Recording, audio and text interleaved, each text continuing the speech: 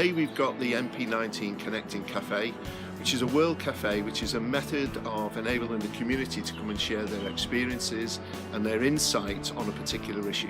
And the issue that we're looking at here today is around serious and organised crime. It's an event with the community, police community officers and partners to engage with communities to understand and identify issues and problems that they may feel are impacting on the quality of their lives, but also importantly to understand from the community how we can co-coordinate a problem-solving approach. Today at our Connecting Café in Ringland and Alway has been amazing. We've had so many of the community coming together. It's been so rewarding to hear everyone's views and to everyone trying to make a difference.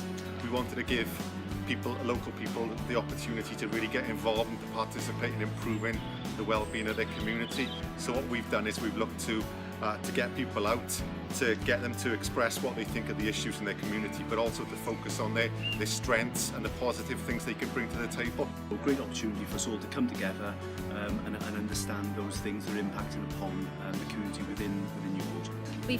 We're hoping to form a community group from this, and lots of those people in there today will make a difference to the area.